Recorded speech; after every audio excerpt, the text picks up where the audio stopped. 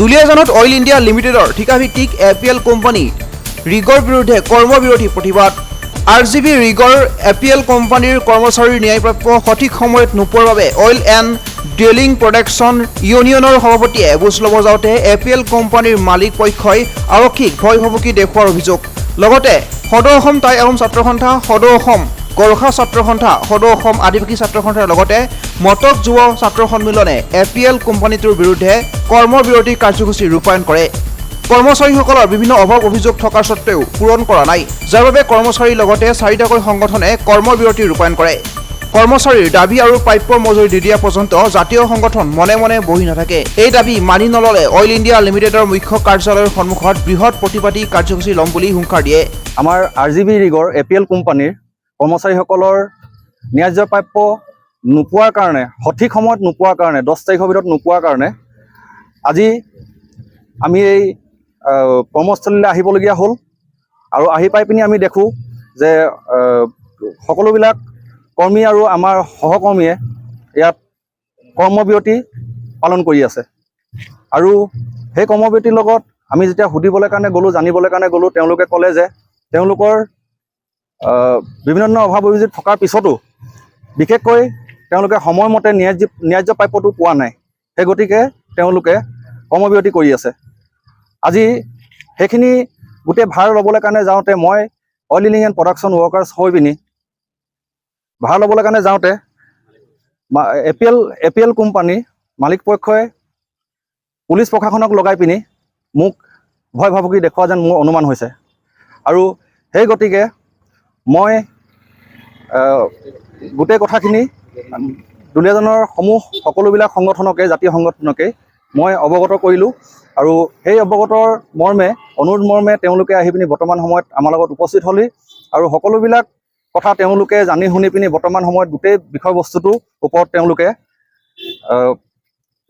আলোচনা চলি আছে, অনুকৰণ কৰি আছে।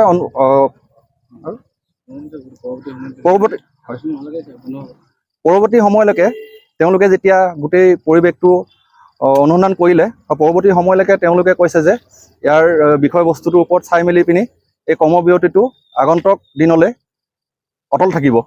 আজি আমি অইল প্ৰডাকশ্যন এণ্ড ড্ৰিলিং ডিপাৰ্টমেণ্টৰ সভাপতি আমাক বিভিন্ন দল সংগঠনক আজি অৱগত কৰায় যে RGB এপিএল কোম্পানীৰ কিছুমান মালিক পক্ষ যে যি হিচাপত আমাৰ ইয়াত কৰ্মচাৰীসকল ইয়াত কাম কৰি আছিলে, তেওঁলোকে যি দৰমহা আছে, যি হিচাপত তেওঁ ন্যায্য প্ৰাপ্য পাব লাগে, এই হিচাপত তেওঁ দৰমহাটো নাই দিয়া, সময়মতেতো নাই দিয়া। যাৰ কাৰণে আজি আমি ইয়াত বিভিন্ন দল সংগঠন উপস্থিততে এই বিষয় লৈ আমাৰ যোনটো oil production department, oil production আৰু ড্ৰিলিং ডিপাৰ্টমেণ্টৰ সভাপতি আমাক এই বস্তুটো যেতিয়া আমাক জনায়, এইটো বিষয়ে আমি ইয়াত জানিব অহাৰ পাছত আমি গম পালোঁ যে ইয়াত ভিতৰত যোনটো এপিএল কোম্পানীৰ যোনটো ইয়াত ভিতৰত যোনটো মেনেজমেণ্ট ডিপাৰ্ট আছে, তেওঁলোকে ধেৰ ইয়াত 2 নম্বৰী কাৰোবাৰ কৰি আছে। যাৰ কাৰণে আজি আমি সকলো দল সংগঠন ইয়াত উপস্থিত আমি সকীয়াই দিছোঁ। আৰু লগতে আমি অইল ইণ্ডিয়া কোম্পানীক আমি জনাব বিচাৰিছোঁ যে এই ভিতৰত যোনটো 2 নম্বৰৰ কাৰোবাৰ চলি আছে, তাৰ কাৰণে অতি সোনকালে তেওঁ শীঘ্ৰ ব্যৱস্থা ল'ব লাগে। অন্যথা আমি সকলো দল সংগঠন ঐক্যবদ্ধ হৈ ইয়াৰ বিৰুদ্ধে আমি আন্দোলন কৰিবলৈ বাধ্য হ'ম। আজি সদৌ অসম আদিবাসী ছাত্ৰ সন্থা, টাই আহোম ছাত্ৰ সন্থা, মৰাণ মটক সন্মিলন আৰু গোৰ্খা ছাত্ৰ সন্থা আমি যৌথ মঞ্চ হৈ ইয়াত উপস্থিত হৈছোঁ।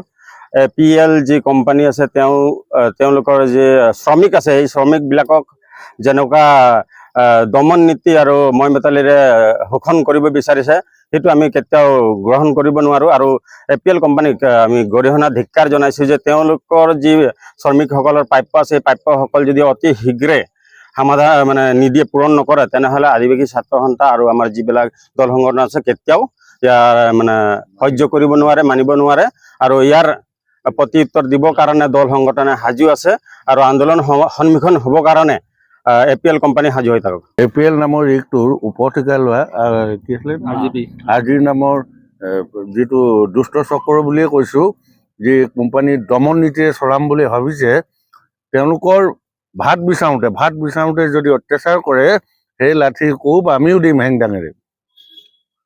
তেওঁলোকৰ হৈ ন্যায্য প্ৰাপ্তিৰ কাৰণে তেওঁলোকৰ এজন সভাপতি, নিৰ্বাচিত সভাপতি যেতিয়া খবৰ ল'বলৈ গৈছিল, তেওঁ আৰক্ষীৰ দ্বাৰা দমন নীতিৰে চলাম বুলি ভাবিছে। ইয়াক আমি কাহানিও জাতীয় সংগঠনলৈ বহি নাথাকোঁ। অসমীয়া মানুহৰ পেটৰ ভাত মাৰিব, খিলঞ্জীয়া মানুহৰ পেটৰ ভাত মাৰিব, আমি বহি নাথাকোঁ ঘৰত। এইটো স্পষ্ট।